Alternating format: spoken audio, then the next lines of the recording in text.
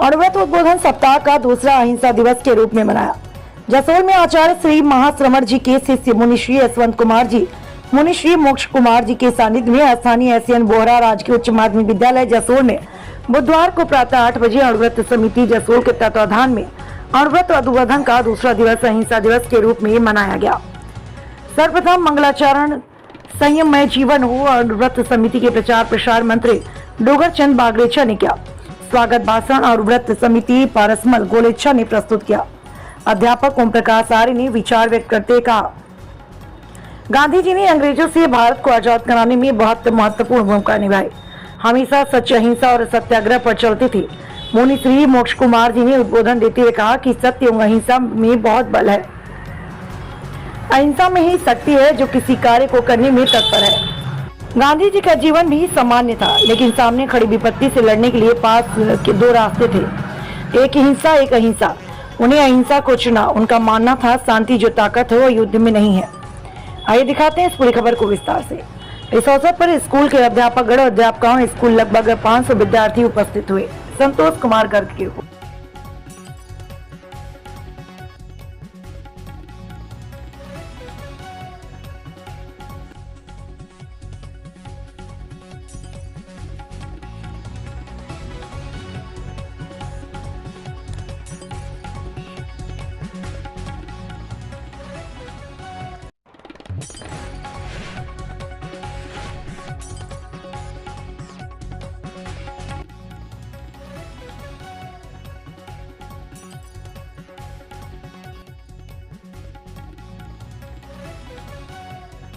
My experiment with truth, सत्य के प्रयोग किया और सत्य ईश्वर है।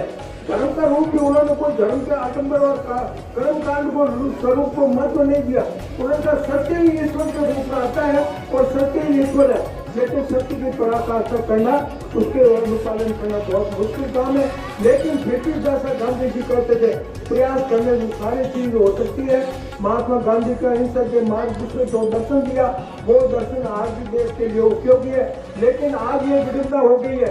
गांधी के देश के अंदर गांधी के सत्याग्रह के आंदोलन के माध्यम से अगर अपनी बात को व्यक्त करना चाहते हैं वो भी आज मुश्किल होता जा रहा है। गांधी के देश के अंदर गांधी का सत्याग्रह का मार्ग बड़ा मुश्किल होता जा रहा है। इसलिए हमारे लिए, नई पीढ़ी के लिए, युवा पीढ़ी के लिए और हमारे नौजवानों के लिए आवश्यकता है कि गांधी के दर्शन को वापस देश के अंदर किस ढंग से हम आगे बढ़ाएं, उसके लिए आवश्यकता है सबसे पहले गांधी जी को समझे, गांधी जी के दर्शन को आत्मसात करें, उनके विचारों को सुने, उसके मार्ग के ऊपर आगे बढ़ने का प्रयास करें।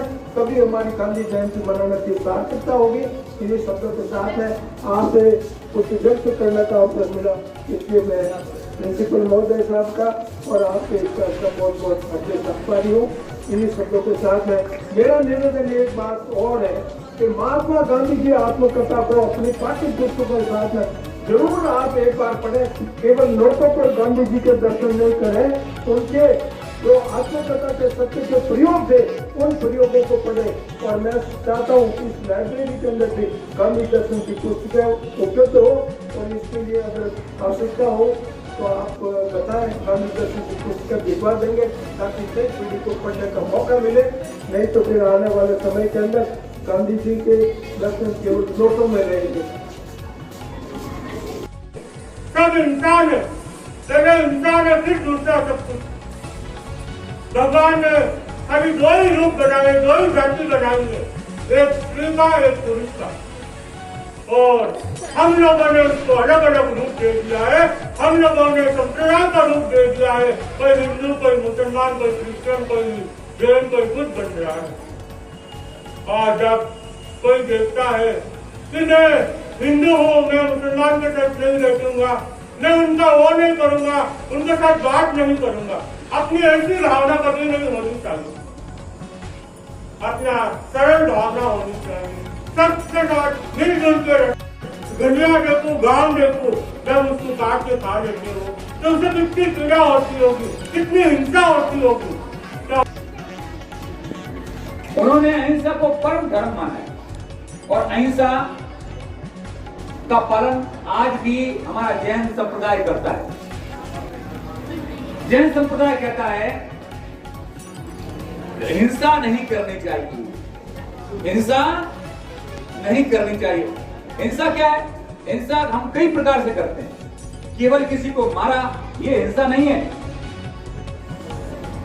या किसी को खत्म कर दिया ये हिंसा नहीं, ये तो बहुत खतरनाक काम है। लेकिन हम हिंसा 3 प्रकार से करते हैं। एक तो मन से करते हैं। हम मन से किसी को गाली देते हैं तो हमने हिंसा कर दी। मन से किसी को बात मारने का कहते हैं तो भी हमने हिंसा कर दी। वचन से, मन में सोचना भी हिंसा है, मन में गलत सोचना भी हिंसा है। और वचन से यानी किसी को बोला कि मारूंगा तेरे को, ये भी हिंसा है। मन, वचन और कर्म, कर्म का मतलब हाथ से अगर मारते हैं वो भी हिंसा है। तो 3 प्रकार से, मन से, वचन से और कर्म से 3 प्रकार से हिंसा होती है। हम इनमें से किसी भी प्रकार को न अपनाएं। हिंसा किसी समस्या का समाधान नहीं है। हिंसा से कभी भी किसी का भला नहीं हुआ। अणुव्रत का ये एक छोटा सा व्रत है। अणु का मतलब होता है छोटा, व्रत का मतलब शपथ। हम एक छोटी सी शपथ लें कि हम कभी अपने जीवन में हिंसा नहीं करेंगे। ना तो वचन से करेंगे, ना मन से करेंगे, ना कर्म से करेंगे।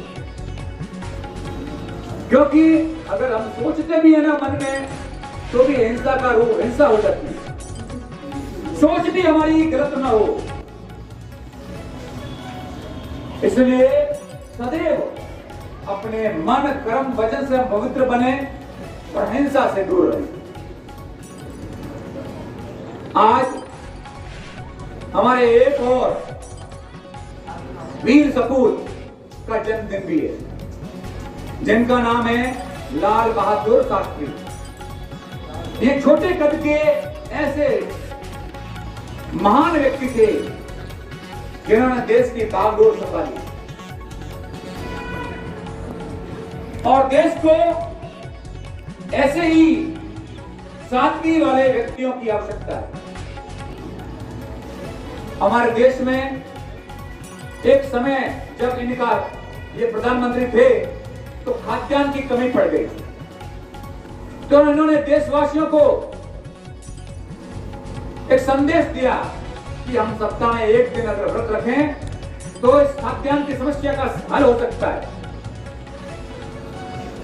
तो उन्होंने जो बात लोगों तक पहुंचाई, लोगों ने उस बात का पालन किया। सप्ताह में एक व्रत रखने लगे। धीरे धीरे वो समस्या, जो खाद्यान्न की समस्या थी, उसका हल होने लगा और उसके बाद में हरित क्रांति का दौर आया। हमारे देश में उन्होंने जय जवान जय किसान का नारा दिया। किसान को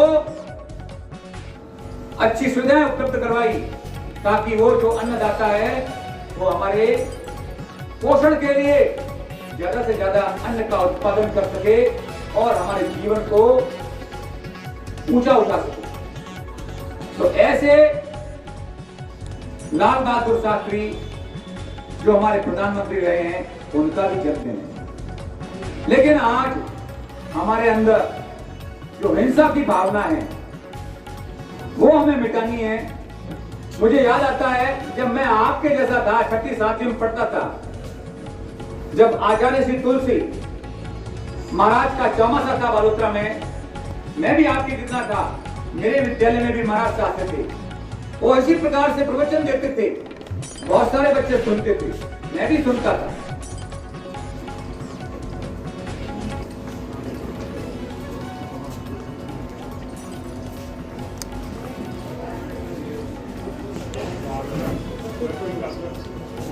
तो मेरे जीवन में मुझे एक वाक्य हमेशा याद आता। वहां पे एक टैक्सी घूमती थी जिसके ऊपर लिखा हुआ था, एक छोटा सा वाक्य था, निज पर शासन फिर अनुशासन। पहले हम अपने ऊपर शासन करना सीखें। होता क्या है कि हम दूसरों के ऊपर अपने करते हैं, उसने गलत किया, उसने ऐसा नहीं किया, लेकिन हम क्या कर रहे हैं उसके ऊपर हम ध्यान नहीं देते। तो महाराज श्री का जो वो वाक्य था, मेरे जीवन में बहुत उसका प्रभाव पड़ा। मैं भी उसको सुनकर के सोचता था कि किस प्रकार से मैं अपने आप को नियंत्रित करूं। तो उनका एक अणुव्रत था, छोटे छोटे अणुव्रत थे। तो मैं जैसे 1 घंटा चुप रहना, एक दिन मैं एक समय भोजन करना, या ऐसे छोटे छोटे व्रत लेता था कि मैं ऐसा करूं 1 घंटे तक मैं यहाँ बैठ के पढ़ता रहूंगा। ये छोटे छोटे व्रत लेता था मैं। तो धीरे धीरे मेरे में भी वो छोटे छोटे व्रत लेने की आदत पड़ गई और उससे मेरे जीवन में बहुत सुधार आया। मैं सोचता था कि मैं 1 पेज तो हैंड राइटिंग का अच्छा लिखूंगा, उससे पहले इस जगह से नहीं उठूंगा, 1 पाठ पढ़ के ही उठूंगा। ये छोटे छोटे व्रत लेता था, उससे मेरे जीवन में भी बहुत फर्क पड़ा। और मैं एक सामान्य सा छात्र था। मैं जब 9वीं में आया तो मेरा फर्स्ट डिवीजन बना, 10वीं में आया फर्स्ट डिवीजन बना। उसमें फर्स्ट डिवीजन बनाना बहुत आसान काम नहीं होता था, आज तो सबके बनते हैं।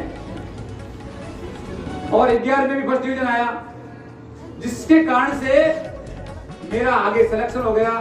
मैं आज आपके सामने शिक्षक के रूप में हूं, वो उन्हीं अनुभवों के कारण। तो हम भी ऐसे छोटे छोटे अपने जीवन में अनुभव लें, जिससे हमारे जीवन में कुछ सुधार हो, इंप्रूवमेंट आए। धन्यवाद। महाराज श्री के साथ चरणों में सादर वंदन।